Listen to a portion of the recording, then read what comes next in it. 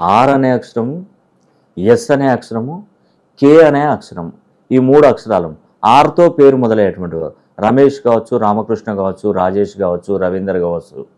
Yes అనే అక్షరంతో పేరు మొదలయ్యేటువంటి వారు సురేష్ కావచ్చు, సుమేష్ కావచ్చు, సునీత కావచ్చు, సుందర్ కావచ్చు, సునీల్ కావచ్చు. ఇలా ఎస్ అనే అక్షరంతో.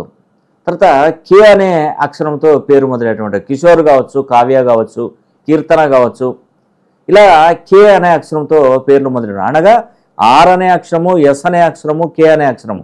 ఆర్ అనే అక్షరానికి వాల్యూ వచ్చేసి 2వ నంబర్, చంద్రునికి సంబంధించిన నంబరు. ఎస్ అనే అక్షరానికి 3వ నంబరు, గురువుకు సంబంధించిన నంబరు. అదేవిధంగా కే అనే అక్షరము దానికి చంద్రునికి సంబంధించిన, అంటే ఆర్ఎస్కే చంద్రుడు మరియు ఈ యొక్క గురువుకు సంబంధించినటువంటి 3 నంబర్లు అండి. సో మనకు డిసెంబర్ తర్వాత గురువు మనకి స్థానచలనం చేసి మిథున రాశిలోకి రాబోతున్నాడు. అంటే ఇప్పటి వరకు అపసవ్య దిశలో ఉన్నటువంటి గురుడు మనకి మిథున రాశిలోకి సవ్య దిశలోకి రాబోతున్నాడు. ఎప్పుడైతే ఇలాంటి కార్యక్రమం ప్రతి 12 సంవత్సరాలకు ఒకసారి జరుగుతుందండి. ఇలాంటి అవకాశం అనేది కూడా ఈ 3 అక్షరాలతో పేర్లు మొదలయ్యేటువంటి వారికి గురుబలం పుష్కలంగా పెరగబోతుంది.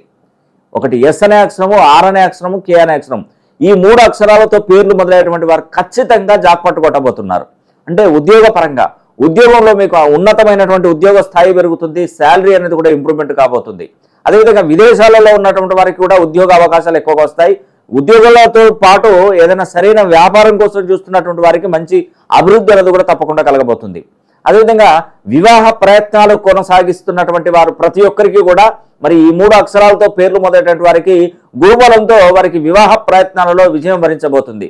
మీరు అనుకున్న దానికంటే ఎక్కువగా మంచి సంబంధాలు మీకు తారసపడతాయి. మీరు చక్కగా వివాహం చేసుకుంటారు, గురుబలంతో ముందుకు వెళ్తారు. రావాల్సినటువంటి మొండి బకాయిలు కూడా మీకు చేతికి అందే అవకాశాలు ఎక్కువగా ఉంటాయి. గురుబలం ద్వారా మీకు అవి సుసంపన్నంగా మీరు జీవించే అవకాశం కూడా మీకు తప్పకుండా కలుగుతుంది. కాబట్టి ఇలాంటి అక్షరాలు ఎస్ అనే అక్షరము, కే అనే అక్షరము, ఆర్ అనే అక్షరంతో ఎవరైతే పేరు పెట్టుకుంటారో ఖచ్చితంగా మీరు ఉన్నతమైనటువంటి స్థానానికి వెళ్తారు. ఒక్కసారైనా మీరు పెట్టుకున్నటువంటి పేరు ఎన్ని డిగ్రీస్లో ఉంది, ఎంత ఫ్రీక్వెన్సీలో ఉంది, బర్త్ నెంబర్కి, డెస్టినీ నెంబర్కి, మీ రాశి నక్షత్ర లగ్నానికి మీ పేరు ఎన్ని డిగ్రీస్లో ప్రోగ్రామ్ అయిందో ఒక్కసారి పరిశీలన చేసుకొని, ఒకవేళ తక్కువ డిగ్రీస్లో కనుక ప్రోగ్రామ్ అయితే మంచి డిగ్రీస్లో కనుక పేరు బలాన్ని మార్చుకొని Aadhaar card, pan card, passport certificate ఏవి మార్చిన అవసరం లేదండి.